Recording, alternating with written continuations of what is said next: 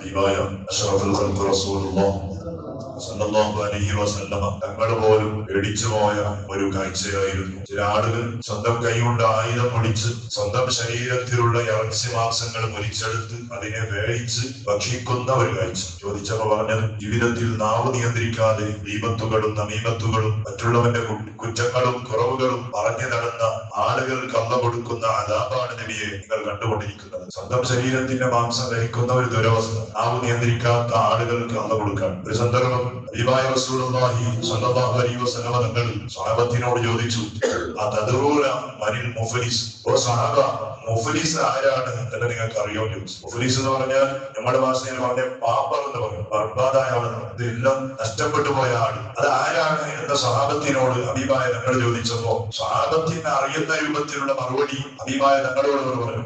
അവർ പറയാൻ, പാപ്പർ എന്ന് മുഫ്ലിസ് എന്ന് പറഞ്ഞാൽ ഒരാളാണ് നബി.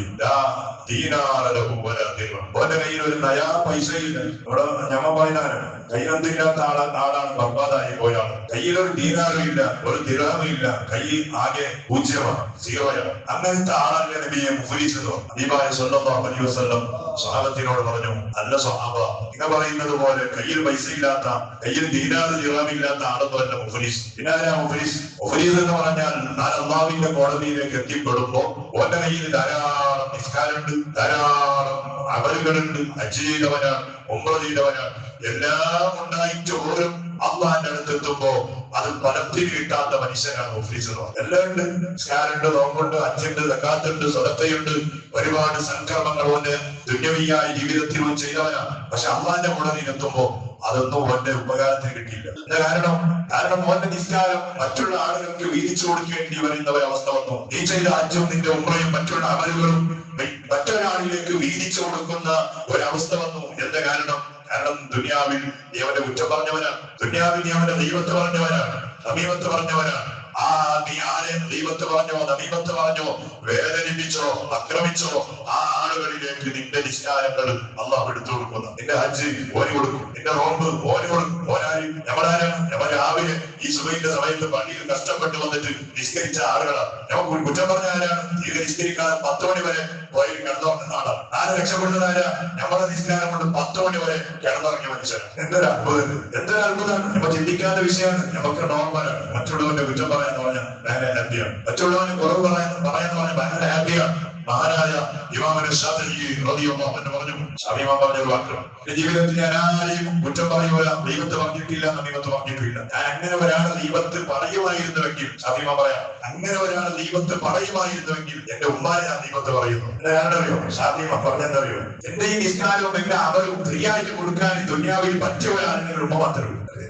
എന്റെ നിസ്കാരവും എന്റെ അമലും ഫ്രീ ആയിട്ട് ഞാൻ ഇങ്ങനെ കൊടുക്കാൻ പറ്റിയ ദുനിയാവിലുള്ളവരാണ് എന്റെ ഉമ്മ മാത്രമേ ഉള്ളൂ. അപ്പൊ ഞാൻ ആരാ ദൈവത്ത് പറയേണ്ടത്? എന്റെ ദൈവത്ത് കൊണ്ട് എന്റെ അമലും പിന്നൊരാളുടെ കയ്യിലേക്ക് അത് എത്തിച്ചു കൊടുക്കുന്നുണ്ടെങ്കിൽ അത് എന്റെ ഉമ്മന്റെ അതിനെ അറാധപ്പെട്ട ആള്. അപ്പൊ അത് അതിന്റെ ഉമ്മന്റെ ദൈവത്തെ പറഞ്ഞൊന്നല്ല, മനസ്സിലാക്കാൻ വേണ്ടി, നമ്മൾ ചിന്തിപ്പിക്കാൻ വേണ്ടി വന്നതാ. നമ്മ ഇത്രയെല്ലാം കഷ്ടപ്പെട്ടിട്ട് ചെയ്ത അവർ പിന്നൊരാൾ ഫ്രീ ആയിട്ട് കൊണ്ടുപോകാന്ന് പറഞ്ഞാൽ അതിനേക്കാൾ വലിയ ബേജാറെന്താ, അതിനേക്കാൾ വലിയ നഷ്ടം എന്താ? ഉണ്ടോ? നമ്മ ഈ സംസ്കരിച്ചതും ലക്ഷക്കണക്കിന് പൈസ കൊടുത്ത് ഉമ്മർക്ക് പോയതും ഹജ്ജിക്ക് പോയതും എല്ലാം ഉണ്ട്.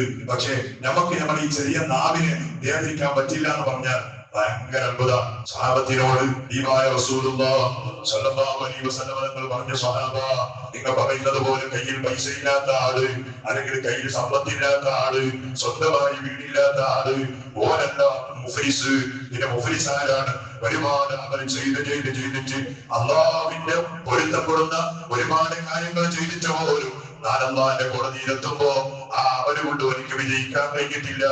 ഓന്റെ അവര് കൊണ്ട് വന്ന് അള്ളാന്റെ അടുത്ത് ഒരു രക്ഷപ്പെടാൻ കഴിഞ്ഞിട്ടുണ്ടെങ്കിൽ ഇവനല്ലേ ഏറ്റവും വലിയ മുഫ്ലിസ്. എനിക്ക് അഭിമാനം പറയാം, ഞമ്മ ചെയ്ത കാര്യങ്ങളും കാര്യങ്ങളെല്ലാം കഴിഞ്ഞ് കൊടുത്തു തീരും. പിന്നെ ഞമ്മളത് ബാക്കിയുണ്ട്. ഞമ്മ പറഞ്ഞാൽ പിന്നെ ഉണ്ട്, നമുക്കോരുണ്ട്, പോക്കറുണ്ട്, സർക്കാരുണ്ട്, ഇവരായിട്ടുണ്ട്, എല്ലാവരും ഞമ്മ പറഞ്ഞു കൊടുക്കേണ്ട ആവശ്യം ഞമ്മളെ കയ്യിൽ തീരും. അന്നില്ല, രക്ഷപ്പെട്ടോ ഇല്ല. പിന്നെന്താ?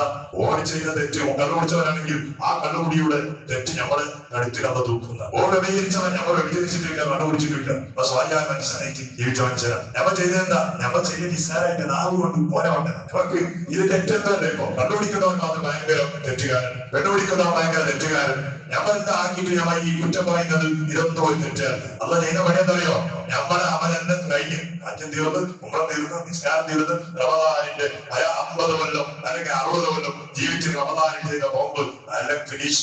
ബാക്കിയുടെ ആൾ പറയാൻ നമ്പർമാർ പറഞ്ഞിട്ടുണ്ട് കൊടുക്കാനൊന്നുമില്ല. അഭിഭാഷങ്ങൾ പറഞ്ഞു ഓന്റെ കണ്ടുകൂടി വ്യഭിചരിച്ചത്, നിസ്കാരം കളാക്കിയത്, ഓന്റെ എന്തൊക്കെ തെറ്റുകളുണ്ടോ കുറ്റങ്ങളുണ്ടോ അതൊക്കെയും മാലയായി നിന്റെ കഴുത്തിൽ അണിയിക്കപ്പെടുന്ന ഒരവസ്ഥ വരുമെന്ന് സയ്യിദുൽ വറാ മുഹമ്മദ് റസൂലുള്ളാഹി സ്വല്ലല്ലാഹു അലൈഹി വസല്ലം പേടിക്കേണ്ട വിഷയമാണ്. റമദാനാണ് കടന്നു വരുന്നത്. റമദാനിൽ നാം ചെയ്യുന്ന അമലുകളൊക്കെയും അള്ളാന്റെ അടുത്ത് 70, 700, 70,000 പ്രതിഫലം കിട്ടണമെന്ന ആഗ്രഹത്തോടെയാണ് നാം ചെയ്യുന്നത്. പള്ളിക്ക് വേണ്ടി ചോദിക്കുമ്പോ കൊടുക്കുന്നു, റമദാനിക്ക് വേണ്ടി ചോദിക്കുമ്പോ കൊടുക്കുന്നു. പള്ളിയിൽ വരുന്ന ആളുകളെ സന്തോഷിപ്പിക്കാൻ ഞങ്ങൾ ദാനധർമ്മങ്ങൾ ചെയ്യുന്നു. എന്താ കാരണം? റമദാനിൽ പ്രതിഫലം കൂടുതലാണ്. ആ പ്രതിഫലം നമുക്ക് കിട്ടണമെങ്കിലോ നമ്മുടെ ശരീരത്തിന്റെ ഓരോ അവയവങ്ങൾ അള്ള പൊരുത്തപ്പെടുന്ന രൂപത്തിലായാലേ പ്രതിഫലം കിട്ടുള്ളൂ.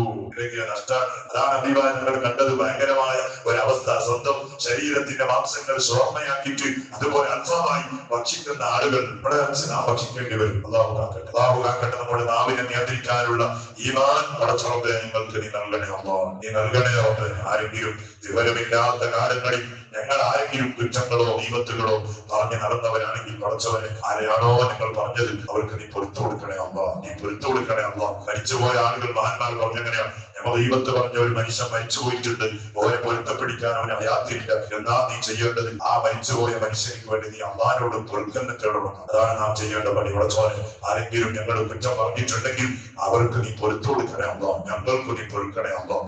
ആഖിറത്തിൽ എത്തുമ്പോ ഞങ്ങൾ ഈ കഷ്ടപ്പെട്ട് ചെയ്തത് മുഴുവനും പടച്ചവനെ മറ്റുള്ള ആളുകളിലേക്ക് വീതിച്ചു കൊടുക്കുന്ന ഒരു ദുരവസ്ഥ നീ വരുത്തല്ലേ അല്ലാഹ്. വരുത്തല്ലേ റബ്ബേ. നമ്മുടെ നാട്ടിൽ എത്രയോ മുഅ്മിനീങ്ങളുണ്ട് അല്ലാഹ്. പല പള്ളികളിൽ കുറച്ച് ആളുകൾ പോയി നിസ്കാരങ്ങളിൽ മറ്റൊക്കെയും പങ്കെടുക്കുമ്പോ പലരും കിടന്നുറങ്ങുന്നവരാണ്. പടച്ചവനെ നാം ചെയ്ത ഈ പ്രയാസപ്പെട്ട് ചെയ്ത അമലുകൾ അധ്വാനിക്കാതെ കിടന്നുറങ്ങുന്ന ആളുകൾക്ക് കിട്ടാന്ന് പറഞ്ഞാൽ വലിയ ബേജാറാണ്. പടച്ചവനെ അല്ലാഹ് നീ സലാമത്താക്കണേ അല്ലാഹ്. നമ്മുടെ തൗബ നീ കബൂലാക്കണേ അല്ലാഹ്. പാപങ്ങൾ പൊരുത്തു തരണേ അല്ലാഹ്. നമ്മുടെ ജീവിതം നീ നന്നാക്കണേ അല്ലാഹുവേ. ഒരുപാട് ആളുകൾ പലവിധ രോഗങ്ങളെ കൊണ്ട് പ്രയാസപ്പെടുന്ന ആളുകൾ, ആണുങ്ങൾ, പെണ്ണുങ്ങൾ, വീടുകളിൽ, ഹോസ്പിറ്റലുകളിൽ അല്ലാഹുവേ കിടക്കുന്നവരാണ്. നീ ശിഫാഅത്ത് നൽകണേ അല്ലാഹ്. ശിഫാഅത്ത് നൽകണേ അല്ലാഹ്. നമ്മൾ ദ്വാരന്നു. ഷഫീഖ് എന്ന് പറയുന്ന ചെറിയൊരു ചെറുപ്പക്കാരൻ കോഴിക്കോട് ഹോസ്പിറ്റലിൽ വലിയ വേദാനിക അല്ലാഹ് നമ്മുടെ നാട്ടുകാരനായ ഇബ്രാഹിം എന്ന് പറയുന്ന ഒരു പാവപ്പെട്ട സാധുവായ ഒരു മനുഷ്യൻ സുഖമില്ലാതെ വേദാനിക. അങ്ങനെ ഒരുപാട് ഉമ്മമാരുണ്ട്, ഒരുപാട് സഹോദരിമാർ, ഒരുപാട് യുവാക്കൾ, മക്കൾ എല്ലാവർക്കും യാ അല്ലാഹ് പരിപൂർണമായ ശിഫാഅത്ത് നൽകണേ അല്ലാഹ്. ആജിലായ കാമിലായ ശിഫാഅത്ത് നൽകിയവരെ നീ അനുഗ്രഹിക്കണേ അല്ലാഹ്. എല്ലാവിധ പേടിക്കപ്പെടുന്ന രോഗങ്ങളിൽ നിന്നിട്ട് ഞങ്ങൾക്ക് നീ കാവലാക്കണേ അല്ലാഹ്. റമദാൻ വരുമ്പോ ആഫിയത്തോടെ ആരോഗ്യത്തോടെ റമദാനിനെ വരവേൽക്കാൻ, അമൽ ചെയ്യാൻ, നോമ്പ് നോക്കാൻ, തറാവീഹ് നിസ്കരിക്കാൻ, ഒരുപാട് നീ പൊരുത്തപ്പെടുന്ന അമലുകൾ ചെയ്യാനുള്ള തൗഫീഖ് നൽകണേ അല്ലാഹ്. റമദാനിന്റെ പുണ്യ ദിവസങ്ങളിൽ പരിശുദ്ധമായ ഉംറയ്ക്ക് വേണ്ടി കരുതി നിൽക്കുന്ന ആളുകളുണ്ടല്ലോ റബ്ബേ. ആഫിയത്ത് നിലനിർത്തല്ലോ. വേണ്ട എല്ലാ മദദുകളും നീ ചെയ്തു കൊടുക്കണേ റഹ്മാനെ. വലിയ സ്വപ്നമാണ് ജീവിതത്തിൽ കൊല്ലങ്ങളായി മനസ്സിൽ കൊണ്ട് നടക്കുന്ന വലിയ ആഗ്രഹം. ഒരു ബുദ്ധിമുട്ടില്ലാതെ അത് പൂർത്തീകരിക്കാൻ നിന്റെ പ്രത്യേകമായ സഹായം നൽകണേ അല്ലാഹ്. ഞങ്ങൾക്കും അവിടെ എത്താനുള്ള ഭാഗ്യം നൽകണേ അല്ലാഹ്. പടച്ചവനെ മരിച്ചുപോയ നമ്മുടെ ഒരുപാട് കുടുംബങ്ങൾ, നമ്മുടെ ഉപ്പമാരും ഉമ്മമാരും, നമ്മുടെ പെങ്ങന്മാരും, നമ്മുടെ ജ്യേഷ്ഠാനുജന്മാരും, യാ അല്ലാഹ് നമ്മുടെ ഉപ്പമാരുടെ സഹോദരന്മാരും ഉമ്മമാരുടെ സഹോദരിമാരും, അങ്ങനെ ഒരുപാട് ആളുകൾ യാ അല്ലാഹ്. നമ്മുടെ ഉസ്താദന്മാരും നമുക്ക് ഭക്ഷണം തന്നവർ, നമ്മുടെ പള്ളിയിൽ ഉസ്താദന്മാരായി, ഹക്കീമുമാരായി, മുഅദ്ദിനീങ്ങളായി സേവനം ചെയ്തവരും, ഈ പള്ളിയിൽ പടച്ചവനെ കമ്മിറ്റി ഭാരവാഹികളായി പള്ളിക്ക് വേണ്ടി ഖിദ്മത്ത് ചെയ്തവരും, അവരുടെ കുടുംബങ്ങളിൽ ഈ പള്ളിയിൽ ഒരുപാട് കാലം ജമാഅത്തിലും മറ്റും പങ്കെടുത്ത ആളുകളിൽ പലരും മരിച്ചുപോയി അല്ലാഹ്. ഇവിടുത്തെ ഉസ്താദന്മാർക്ക് ഭക്ഷണം കൊടുത്ത ഒരുപാട് ഉമ്മമാർ നമ്മിൽ നിന്ന് വിട പറഞ്ഞു പോയവരാണ്. അവർക്കെല്ലാം നിസ്മഗ്ഫിറത്ത് നൽകണേ അല്ലാഹ്. മഗ്ഫിറത്ത് നൽകല്ലാ. അവരുടെ ഖബർ വെളിച്ചമാക്കല്ലാ. അവരുടെ ഖബറിൽ വല്ല അദാബുകൾ, ഫിത്നകൾ അവർ നേരിടുന്നവരാണെങ്കിൽ അത് മുഴുവനും നീ ഉയർത്തണേ റഹ്മാനെ. യാ അല്ലാഹ് നമ്മുടെ ആഖിബത്ത് നീ നന്നാക്കി തരണേ അല്ലാഹ്. ബിഹഖി സയ്യിദിനാ മുഹമ്മദ് സ്വല്ലല്ലാഹു അലൈഹി വസല്ലം. ഹസ്ബുനല്ലാഹ് വനിഅമൽ വകീൽ. നിഅമൽ മൗലാ ونعم النصير. حسبنا الله ونعم الوكيل. نعم المولى ونعم النصير. حسبنا الله ونعم الوكيل. نعم المولى ونعم النصير. صلى الله على محمد.